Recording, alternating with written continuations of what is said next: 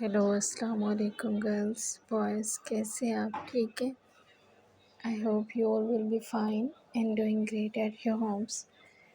Basically today we are going to start a major writer, a giant writer, which is Shakespeare. Today we will discuss about Shakespeare's life, Shakespeare's work, about Shakespeare's siblings, Shakespeare's fathers and वो किस इरा से belong करते थे, उनकी जो work था, उनकी जो राइटिंग्स थी, उसके मेजर थीम्स क्या थे, ये डिस्कस करेंगे हम. जैसे कि आप फ्रंट पे पेज पे देख सकती हैं कि उसके मैंने जो है वो प्रॉपर जो उसके वर्क्स हैं वो डिस्क्राइब करने हैं यहाँ पे. ट्रेजेडी, उन्होंने ट्रेजेडी लिखी हुई है. आपको पता है, आप इंग्लिश लिटरेचर के स्टूडेंट हैं तो आपको बहुत अच्छे से पता होगा what is tragedy.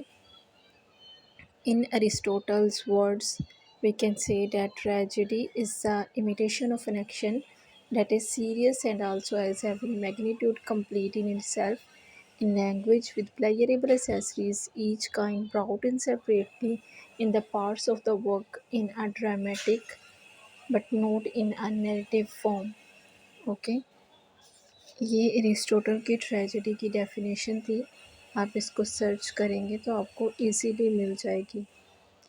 In your any question अगर आप ट्रेजेडी की डेफिनेशन ऐड करना चाह रहे हैं, आपको पता है नॉवल एंड ड्रामा जो ट्रेजेडी पे बेस्ड करते हैं, अगर वो ओवरऑल ट्रेजेडी पे क्वेश्चन आ जाता है तो आपको डेफिनेटली उसकी डेफिनेशन जो है वो डिस्क्राइब करनी पड़ेगी. वो एक लिटरेचर के स्टूडेंट पे डिपेंड करता है कि वो कैसे करता है, स्टार्ट पे करता है, मिड में करता है, या उसको पता होता है कि वो कहाँ पे डिस्क्राइब करेगा उसको. तो I think so Aristotle is a major and giant writer also as Shakespeare की तरह वो भी थे. तो आप जो है वो उनकी जो डेफिनेशन है वो कोट कर सकते हैं, बिकॉज़ ये बहुत ज़्यादा वैलिड करता है और अच्छी लगती है ये बात एक हमारे चेकर को कि अगर हम ट्रेजेडी का क्वेश्चन किसी और राइटर का लिख रहे हैं बट किसी और राइटर के रेफरेंस से हम उसकी जो है वो डेफिनेशन कोट कर रहे हैं. अरिस्टोटल की अगर हम डेफिनेशन कोट करते हैं शेक्सपियर के वर्क में, तो ये एक ऑथेंटिक बात हो जाती है कि हम दूसरे राइटर्स को भी लेके आ रहे हैं, दूसरे राइटर को भी उसमें डिस्कस कर रहे हैं. एक 20 मार्क्स का क्वेश्चन आई थिंक सो ऐसे ही प्रिपेयर किया जाता है और ऐसे ही इसको डिस्क्राइब किया जाता है. बाकी नेक्स्ट फर्दर हम चलते हैं. हिस्ट्री. हिस्ट्री हर वो चीज़ होती है जो गुज़र चुकी होती है, बेसिकली जिसका टाइम पीरियड जो है वो गुज़र चुका होता है, जो हो चुका होता है, हमारा past. Basically this is called history. तो उन्होंने हिस्ट्री को पढ़ा, देखा, समझा, उस पे जो बुक्स लिखी वो ये थी उनकी.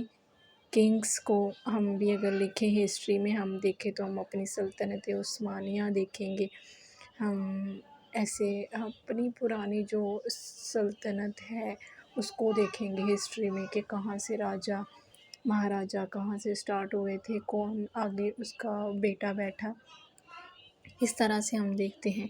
इसी तरह से ये भी हिस्ट्री है, हिस्ट्री को उन्होंने डिस्क्राइब किया. बाकी कॉमेडी हैं, उन्होंने कॉमेडीज़ लिखी हैं. बेसिकली कॉमेडी का वैसे तो लिटरल मीनिंग होता है लाफिंग, ऐसी बात जिसको सुन के थोड़ी वो मज़ाहिया लगे और हमें जो है वो हंसी आई उस पर, टू लाफ.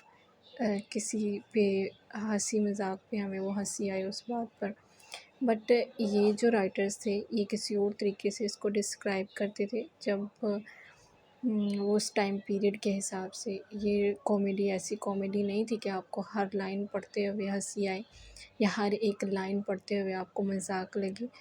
ये कॉमेडी एक सेंस होती थी कॉमेडी में कि इसको कैसे डिस्क्राइब किया जाता है, कैसे इसको कन्वे किया जाता है उस टाइम पीरियड के हिसाब से. पोइट्री. पोइट्री बेसिकली वो लिखते थे, सोनेट्स उन्होंने लिखी हुई हैं.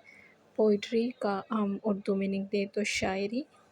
कोई भी ऐसा टॉपिक, कोई भी ऐसी बात जिस पे वो लिखना स्टार्ट कर देते थे उसको स्टैंज़ास की फॉर्म में, या फिर अगर वो स्टैंज़ा की फॉर्म में उस टाइम पीरियड में नहीं भी लिखते थे, रैंडम लिख दी जाती थी, बट उसको जब पार्टीशन या पब्लिकेशन दी जाती थी, एक अलग फॉर्म दी जाती थी, तो वो बाद में डिसाइड होता था दिस इज़ पोइट्री और दिस इज़ कॉमेडी, इस तरह से, ठीक है। तो बेसिकली क्रक्स ये है कि उन्होंने ट्रेजेडी लिखी हुई हैं जो कि मेजर हैं इंग्लिश लिटरेचर में, और ये पढ़ी ही जाती हैं। आई थिंक सो हर एक एमए इंग्लिश का स्टूडेंट भी शेक्सपियर की ट्रेजेडी को पढ़ता होगा, मास्टर का स्टूडेंट भी इसको पढ़ता होगा, जो इंग्लिश जिसका मेजर होगा वो ज़रूर पढ़ता होगा शेक्सपियर की ट्रेजेडीज़ को। बाकी उनकी हिस्ट्री, कॉमेडी एंड पोइट्री को लेस इम्पोर्टेंट ही दी जाती है as compare to tragedy, because tragedy is the most important part of his writings, because he describes many of events, many of उन्होंने बहुत ज़्यादा इराज़ को इसमें डिस्कस किया। बहुत ज़्यादा जो है वो अपनी जितनी भी उनकी लाइफ को जीने का नज़रिया, उसकी डिस्क्रिप्शन सब उन्होंने इसमें बयान की है। बेसिकली एक लाइन है बहुत प्यारी, writing is the painting of your voice. जब भी कोई राइटर लिखता है तो वो अपनी वॉइस को ही पेंट कर रहा होता है। अब एक राइटर है, फॉर एग्ज़ाम्पल मैं अपनी ही बात ले लूँ, अगर मैं राइटिंग कर रही हूँ और मैं बहुत एक मज़ाहिया इंसान हूँ, या ले लें मैं बहुत चुप रहने वाली लड़की हूँ, ज़्यादा बातें शेयर नहीं करती, चुप रहती हूँ, वो मेरी लाइफ़ है, मेरी ज़िंदगी जीने का मेरा नज़रिया है, कि मेरी आइडियोलॉजी है कि मैं इस तरह से अपनी लाइफ़ को जो है वो जीऊँगी, या ऐसे मुझे जीना अच्छा लगता है। अगर मैं बुक लिखती हूँ तो उस मेरी ज़िंदगी के जो मेरी रियल लाइफ़ है उसके आसार मेरी बुक पे भी नज़र आएँगे।